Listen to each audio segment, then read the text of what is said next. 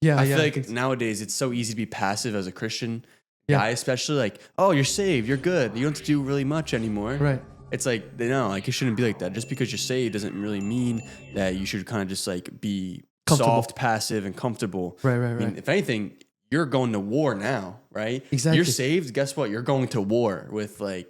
It's like if with you're the not good. strong, how are you going to be able to pick up the cross? You know what I mean? Exactly. And carry it. But I'm mentally strong, Georgie. Yeah, Georgie. No, let's get to that. So when we brought up that whole thing with being physically strong, 2v1. I mean, we were trying to specifically address the issue of being disciplined enough. Context, though, right? Being disciplined, I know, but being disciplined enough to go to the gym or do physical activity where you build the muscle and build the strength as a man, right? Which is the purpose that God gave us, to be strong and to use it to defend others and go against injustice by being physically strong. Now, obviously, you need mental and spiritual strength too. But I do personally, me too. Even in our church, sometimes I do see people just kind of. It looks like they let go of themselves. Like there's no discipline of what they eat, especially considering the food that we have in America.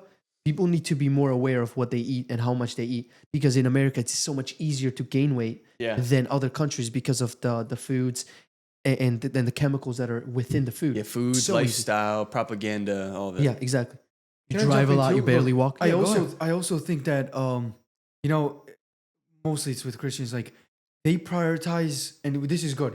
I think every Christian should prioritize it, and there's no doubt that they do prioritize this, but they prioritize the faith in God so much that they forget about all the other things that is also necessary. So in other words, spirituality. Exactly. So spirituality, working out, eating healthy, being having the acquired skills as a man to be able to do a lot of things, right? Be a man, be a man in the house, all this type of things. They forget it because they're focused on one thing, and then when you tell them about this thing, this is their answer. That's a secondary thing, though. It's all about God. As long as you, sure, that's a great thing, but all the other things, it's necessary for you to be even follower of Christ And be ready for what's kind of coming at you. Now, dude, where's the heat?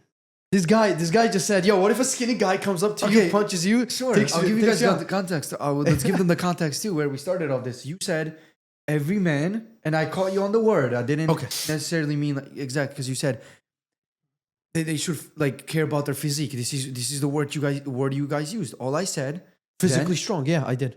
Yeah, the physique, like focus in the gym, and then don't worry about the physique. But I'll tell you another thing: muscles don't do anything, though, right? We know that muscles. Yeah, you have strength, but it does nothing. If you were to get into a fight, muscles won't save you. Okay. Only acquired skills that is used in a combat sports is the one that could save your life. Otherwise, yes, sure, you could probably defend yourself, but to some extent. Yeah, right. So that's what I meant. It's not about the physique, and it's not about the gym. Gym helps you gain the strength, and but gym doesn't help you acquire the skills as a man, to be a man, even. You know what I mean? But I think there's a difference between best shape and the skills to be able to like, be dangerous and to defend yourself. They're two different things. But they can kind of coexist within each other. But sure, what I'm saying is like I think you're right too. Like I don't disagree with you. That's just the simplest outward appearance of what you do, right? Yeah. No, what I was gonna say, those two are. I think we're on the same page. Exactly. I think we're on the same page. My whole point was that there are some people at church who are just like they're fat, unfortunately, right? They don't look like they take care of themselves, and I'm glad they go to church. I'm glad they have a relationship with God. But since you have a relationship with God, does that not pull you to want to like be a better person, be the best version of yourself? Right. I don't think God put you on earth to be fat and obese and lazy and not ambitious and you know in fact, he does talk about being gluttony, right? Yeah, it's gluttony. Gluttony is taking advantage of overabundance. It's actually, if I'm not mistaken, it's actually a sin, right? To be a gluttony, to be fat and not work out. Gluttony like, as a sin is not just being fat; it's overindulgence. Yeah, in anything. So you don't have to be fat. Gluttony could also be me just like escaping into my phone, just like consuming so much content. No, overindulgent. that's what I meant. Yeah, of course. I think the word itself, though, if we go back to the definitions of gluttony, the word itself comes from the food specifically. Yeah, right? yeah, it does. Okay.